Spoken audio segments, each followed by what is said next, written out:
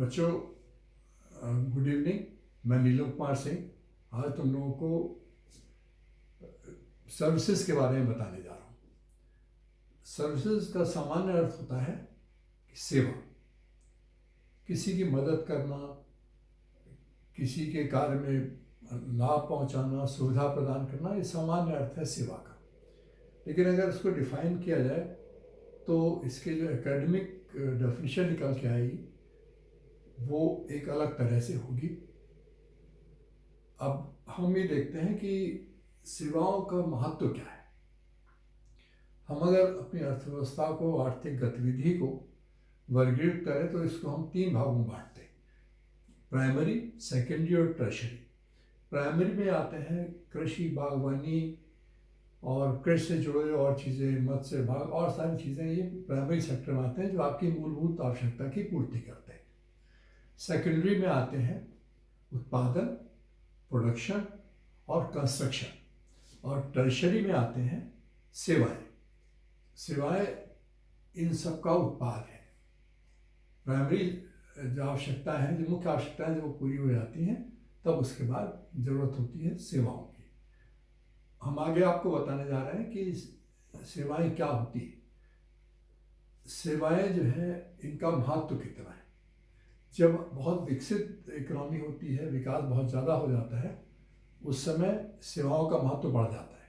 इसका आप इससे ही अंदाज़ा लगा सकते हैं कि विश्व का सबसे विकसित देशों में माना जाने वाला अमेरिका, जिसकी 70% इकोनॉमी सर्विसेज पर, सेवाओं पर आधारित है, और उन सेवाओं में 75 मिलियन रोजगार सेवाओं से ही मिले हुए हैं।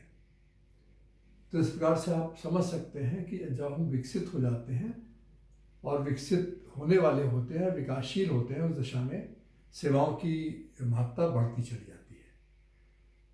अब सेवाओं की ग्रोथ होती क्यों है, कहाँ से सेवाएं विकसित होती हैं? जैसे जैसे हमारी फिजियोलॉजिकल नीड्स पूरी हो जाती हैं, तब हमारे पास ये सोचने के लिए होता है कि अब हम अपनी इच्छाओं की पूर्ति करें। मूलभूत आवश्यकताएं पूरी हो गई तो आवश्यकताओं की पूर्ति होती है। उनमें आवश्यकताओं में क्या होती है? लेजर हो सकता है, खूबसूरती हो सकती है, हमारी फीलिंग हो सकती हैं, साइकोलॉजिकल नीड्स, मतलब हमारे मानसिक नीतियाँ जो हमें संतुष्टि प्रदान करती हैं, वो इसकी आवश्यकता, वो इसको विकसित करने में सहायक होती हैं। और सेवाओं के विकास के लिए आवश्यक है कि अफ्लुएंसी हो। जहाँ पर ज़्यादा पैसे होंगे जेब में, जब हमारी फिजियोलॉजिकल नीड्स पूरी हो जाएगी, भूख पूरी हो जाएगी, कपड़े की व्यवस्था हो जाएगी और आवास की व्यवस्था हो जाएगी, तब हमारी सेवाओं की आवश्यकता होगी।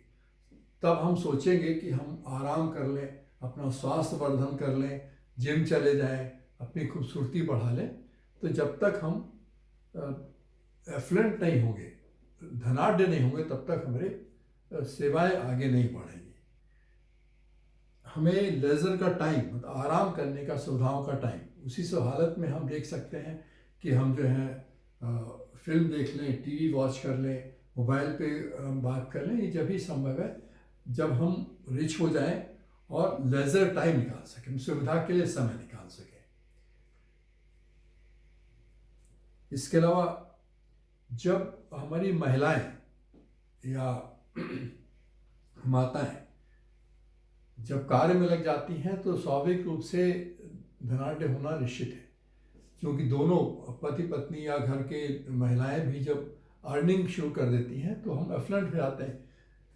उससे भी डिमांड बढ़ती है। जैसे इससे डिमांड किस चीज़ की बढ़ सकती है? क्रच की डिमांड बढ़ जाती है। छोटे बच्चे हैं, उनको कहाँ छोड़ के जाए, तो क्रच की डिमांड बढ़ती है।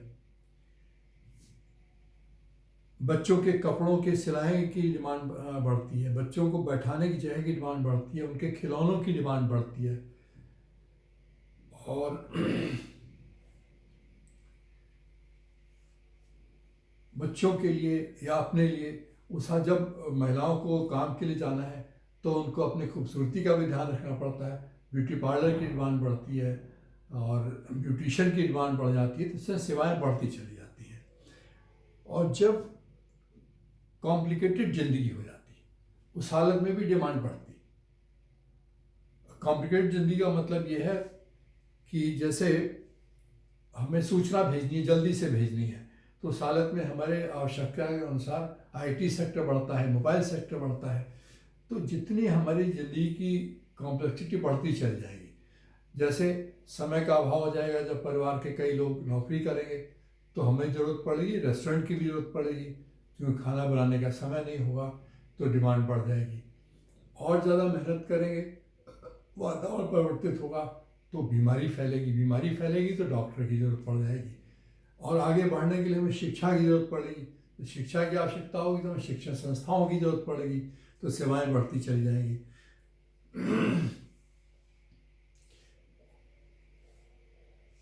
और जैसे जैसे हमारे सामने नई नई चीज़ें आती जाएंगी, उदाहरण के तौर पर पहले नॉर्मली रोटी खाई जाती थी, घर में रोटी बनी, रोटी खाते चले गए। उसके बाद जब ब्रेड का विकास हुआ तो ब्रेड बनने पे ब्रेड की फैक्ट्री लगनी चली हो गई, तो ब्रेड के रैपर बने, रैपर बनने के बाद उनका ट्रांसपोर्टेशन शुरू हुआ, सप्लाई शुरू हुई, फिर ब्रेड की सप्लाई घरों में भी शुरू हो गई। तो जब ये सप्लाई शुरू हुई तो उसके सेवा वाले उत्पन्न हो गए, यहाँ तक कि ठेले वाले भी, रेहड़ी वाले भी ब्रेड की बनी हुई चीज़ें बेचने लगे। फिर और जो है कि चीज़ें, पिज़्ज़ा आना शुरू हो गया, और ब्रेड के और जो चीज़ें बने वो शुरू हो गई। तो जैसे जैसे हमारी ज़िंदगी कॉम्प्लेक्स होती जाती है, उस तरह से हमारी सेवाएं बढ़ती जाती हैं। तो ये हमारे सेवाएं बढ़ने का मुख्य कारण है। अब सेवाओं की विशेषताएं क्या होती हैं भाई? सेवाओं की जो कैरेक्टरिस्टिक हैं वो मुख्य रूप से 5 हैं। वैसे तो इनको तोड़ते चले जाएं, बहुत ज़्यादा भी हो सकती हैं, तो जो मुख्य हैं वो केवल 5 हैं। वो 5 कौन कौन सी हैं? नंबर 1, सबसे महत्वपूर्ण, इंटेंजिबिलिटी, जो कि आपके कहना चाहिए डेफिनेशन में भी कही गई है, इंटेंजिबिलिटी। अच्छा, एक चीज़ मैं बीच में भूल गया था, फिलिप कॉटलर के अलावा क्रिस्टोफर लवलॉक एक अर्थशास्त्री हैं, उन्होंने भी सर्विस की परिभाषा दी है। Services are economic activity that create value and provide benefits for customers at a specific time and places as a result of bringing about a desired change in or on behalf of the recipient of the service. Christopher Lovelock, ये दोनों एक दूसरे से मिलती जुलती definition है। इनका महत्व केवल एकेडमिकली, अदरवाइज ये समझने की बात है।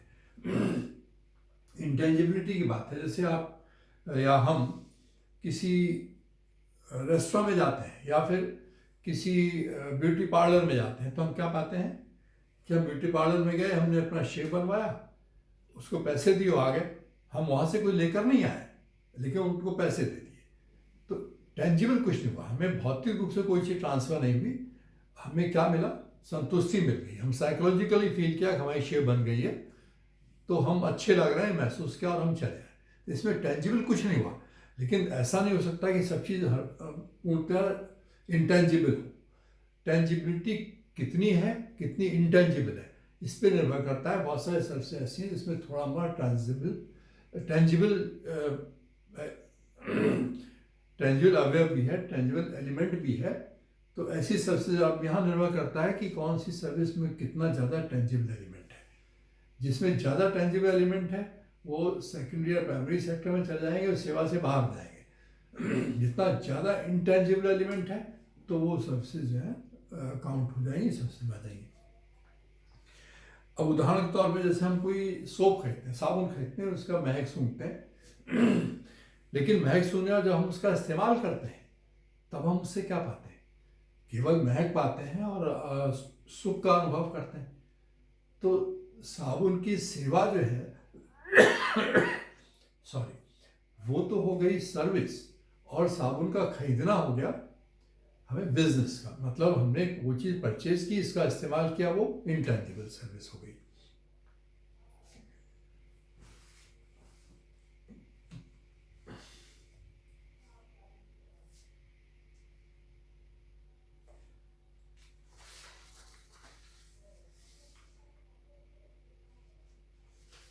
अब दूसरी क्या चीज़ है, सेवा में क्या होता है, हम सेवा को छू नहीं सकते। इंटेंजिबल है, हम उसको टच नहीं कर सकते। हमने शेव बनवाई तो हम शेव जहाँ बनी वो टच कर लेंगे, लेकिन शेव बनने चीज़ को टच नहीं कर सकते। या ब्यूटी में जो हमने ब्यूटिशियन से काम कराया तो ब्यूटिशियन ने काम तो कर दिया, हमने सेवा को नहीं छुआ, सेवा के आफ्टर इफेक्ट को छुआ। तो सर्विसेज को हम छू नहीं सकते, हमने बात की लेकिन बात को हम पकड़ नहीं सकते। या सफाई हुई, सफाई को हम पकड़ नहीं सकते। तो ये जो है कैन नॉट बी टच, ये छू नहीं जा सकती है। और हम इसका स्टैंडर्डाइजेशन भी नहीं कर सकते। हम कितने खुश हुए, हमें जो भी हमें सेवा मिली उससे हम कितने खुश हुए ये भी नहीं तय कर सकते। कोई व्यक्ति उसी से ज़्यादा खुश हो सकता है, कोई व्यक्ति कम खुश हो सकता है। इसलिए इसका सर्विस का स्टैंडर्डाइजेशन नहीं हो सकता है। इसमें कोई ओनरशिप ट्रांसफ़र नहीं होती। आप जो भी काम करते हैं सर्विसेज में, उसमें ओनरशिप नहीं मिलती आपको। आप डॉक्टर के पास गए, ना तो हॉस्पिटल आपका हुआ, डॉक्टर आपका हुआ। जो भी आपने उतने समय ट्रांसपोर्ट का इस्तेमाल किया, बस में टिकट लिया, बैठे, लेकिन उसमें आपकी ओनरशिप नहीं हुई। जितनी देर आपने उसका इस्तेमाल किया उतने समय तक तो आपका है। आप पिक्चर हॉल में फिल्म देखने चले गए तो वहाँ पर क्या हुआ, आपने फिल्म देखी, आप आ गए, जितने समय फिल्म देखी उतने समय तक वो हॉल आपका है, और जब आप निकल के आ गए तो आपका कुछ नहीं है। इसका उसमें आपको ओनरशिप ट्रांसफ़र नहीं होती। इसके अलावा इसमें मिडिलमैन का भी एक रोल हो जाता है। सर्विस देने वाला कौन है, जो भी सर्विस प्रोवाइडर है वो है, और लेने वाले आप हैं, बीच में वो सेवा है, लेकिन सेवा पर्सनलाइज होती है। तो मिडिलमैन का भी एक रोल उसमें विकसित हो जाता है। अब इसमें कुछ और चीज़ें होती हैं। अब मैं से ड्राई क्लीनिंग है। ड्राई क्लीनिंग में कपड़ा आपका है, कपड़े में कोई परिवर्तन नहीं है, केवल कपड़ा आप महसूस कर रहे हैं कपड़ा गंदा हो गया है, आपने लॉन्ड्री में दिया, वो धोकर ले आए, उसने सर्विस दी आपके कपड़े को साफ करने के, लेकिन उसकी सफाई को आपने पकड़ा नहीं, छू नहीं सकते हैं। आपने उसको पैसे दे दिया, आपका कपड़ा वापस। कपड़े में एक चेंज आया, साइकोलॉजिकल चेंज आया कि कपड़ा बहुत अच्छा हो गया, साफ हो गया, या प्रेस करके लाए, लगा प्रेस हो गया। ऐसे ही आप जो है ड्राई प्रॉपर्टी डीलर के पास जाते हैं। प्रॉपर्टी डीलर के पास जाते हैं, क्या करते हैं, प्रॉपर्टी डीलर से आपने जो भी ज़मीन या जायदाद खरीदनी है उससे उसके बारे में पूछा, संतुष्ट हुए, आ गए। उसने आपको प्रॉपर्टी दी नहीं, खरीदने के लिए आपको अलग ओनर के पास जाना पड़ेगा, खरीदना पड़ेगा, डॉक्यूमेंटेशन करना पड़ेगा। ऐसे ही एडवोकेट के पास गए, एडवोकेट के पास जाते हैं तो क्या करना पड़ेगा, एडवोकेट जो भी डॉक्यूमेंट आपको तैयार करना तैयार करेगा, आपसे पूछेगा, तैयार कर देगा। टेंजिबल पार्ट क्या होगा, जो वो तैयार करेगा आपको दे देगा, और tangible part. Non tangible intangible part जो होगा वो क्या होगा, वो होगा उसने जो सेवाएं दी, जो अपना दिमाग लगाया, जो लिखा पढ़ा, वो इंटेंजिबल पार्ट होगा। इसकी इंसेपरेबिलिटी, मतलब आपकी सेवा को, सेवा प्रदाता को और सेवा रिसीवर को अलग नहीं कर सकते। जो सेवा देने वाला है वो सेवा से अलग नहीं हो सकता, लेने वाला है वो भी अलग नहीं हो सकता, इसीलिए इंसेपरेबल होता है। हेट्रोजेनिटी, हेट्रोजेनिटी होती है विभिन्नता। इसमें चूंकि ह्यूमन एलिमेंट है, मानव का एक अवयव जुड़ा हुआ है, इसलिए ये हेट्रोजेनेबल भी होता है। और पेरिशेबिलिटी, इसको आप सुरक्षित नहीं रख सकते, बहुत देर समाप्त हो जाएगा।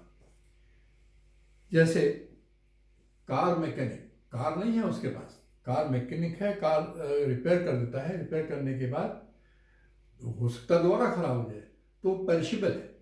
तो ऐसी चीज़ें जो सर्विसेज हैं वो पेरिशेबल भी होती हैं। ये हमारा मतलब ये कि वो स्थायी नहीं होते। इसके अलावा ओनरशिप, ओनरशिप तो आप ट्रांसफ़र करते नहीं।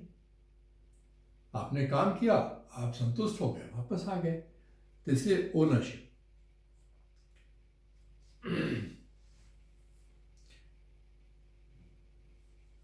तो इस तरह से जो हमने आपको बताया कि सर्विसेज जो है, अब सर्विसेज सबसे ज़्यादा कहाँ पैदा होती है, जहाँ विकास ज़्यादा होता है। तो जितना ज़्यादा विकास होगा, विकसित इकोनॉमी होगी, तो सेवाएं बढ़ जाएंगी।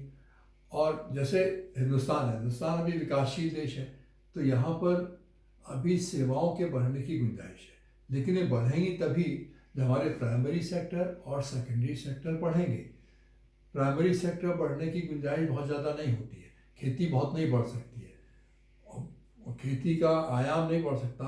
उसमें आप तकनीक का इन्वॉल्व कर सकते हैं, लेकिन और बहुत ज़्यादा आयाम नहीं बढ़ा सकता, तो लगभग सैचुरेट होती है। तो हमारा देश कृषि प्रधान देश है, लगभग 60 to 70% जो है वो कृषि पर आधारित है, इसलिए यहाँ पर प्राइमरी सेक्टर महत्वपूर्ण है, इसीलिए यहाँ सेवाओं के बढ़ने की गुंजाइश ज़्यादा है। जिस तरह से हमारी सिंपल लाइफ से कॉम्प्लिकेटेड लाइफ हो जाएगी, सेवाएं बढ़ जाएंगी, तो हमारे यहाँ बेरोजगारी को दूर करने का भी बहुत बड़ा साधन है सेवाएं। और सेवा प्राइमरी सेक्टर, सेकेंडरी सेक्टर और टर्शियरी सेक्टर को एक दूसरे से मिलकर काम करना पड़ेगा, उसी दशा में हम बेरोजगारी को दूर कर सकते हैं और प्रोफेशनल को दूर कर सकते हैं। सेवाएं भी यहाँ दो प्रकार की होती हैं, एक तो बिजनेस सर्विसेज है, बिजनेस सर्विसेज में आ जाती है ट्रांसपोर्ट हो गया और हॉस्पिटल्स हो गए, हॉस्पिटल्स नहीं, हॉस्पिटल तो आ जाएंगे प्रोफेशनल सर्विसेज में। जो प्रोफेशनल सर्विसेज होती हैं उनमें वो लोग आते हैं जो प्रोफेशनल्स हैं, एडवोकेट भी जो है वो प्रोफेशनल सर्विसेज में आएंगे। और बाकी मैं आपको प्रोफेशनल सर्विसेज की एक लिस्ट भी बता देता हूँ। और इसके अलावा हम आपको जैसे एडवर्टाइजिंग है, मार्केटिंग है, रिसर्च है, बैंकिंग है, इंश्योरेंस है, कंप्यूटर प्रोग्रामिंग है, लीगल और मेडिकल केयर है, ये सब बिजनेस सर्विसेज है। इसके अलावा जो प्रोफेशनल सर्विसेज आ जाती हैं, प्रोफेशनल सर्विसेज में एजुकेशन है, फाइन आर्ट है, इमोशनल सर्विसेज हैं, psychological services, they are professional services. इसके अलावा हम और तरह भी डिवाइड कर सकते हैं, जैसे यूटिलिटी सर्विसेज। यूटिलिटी सर्विसेज में क्या है, इलेक्ट्रिसिटी, बिजली बिना नहीं रह सकते, ये जो हम बना रहे हैं भी बिजली के बिना नहीं बन सकता। वाटर सप्लाई एसेंशियल है, पानी जरूरी है। लॉ एनफोर्सिंग सिविल एडमिनिस्ट्रेशन, अगर सिविल एडमिनिस्ट्रेशन ना हो तो आपकी व्यवस्था नहीं बनेगी। पुलिस सुरक्षा के लिए जरूरी है, आर्मी देश की सुरक्षा के लिए जरूरी है, जुडिशरी हमें न्याय पाने के लिए जरूरी है, सीवेज और म्यूनिसिपल एक्टिविटीज़ ये भी हमारे स्वास्थ्य के लिए इन सब चीज़ों की ज़रूरी है। अब आते हैं transport and communication. Transport roadways है, रेल है, और कम्युनिकेशन में ब्रॉडकास्टिंग है, तो ये सारी चीज़ें कम्युनिकेशन और रोड एंड ट्रांसपोर्ट में आ जाती हैं, ट्रांसपोर्ट एंड कम्युनिकेशन में आती है। इसका संक्षेप में मैंने आपको बताने की कोशिश की है कि सर्विसेज क्या होती है। अब इनकी यूटिलिटी क्या है, ये भी मैंने आपको शॉर्ट बता दिया है। तो मैं आज अपनी बात यहीं पर समाप्त करता हूँ। मैं समझता हूँ आप समझ गए होंगे। अगर आपको इस बारे में कोई और बात जाननी हो तो आप मुझसे मेरे मोबाइल नंबर पर कांटेक्ट कर सकते हैं, जो कि आप नोट भी कर सकते हैं, 9557655600। इस पर हमसे कांटेक्ट करके भी इस बारे में जानकारी कर सकते हैं। बच्चों, अपनी बात यहीं समाप्त करता हूँ। Thank you.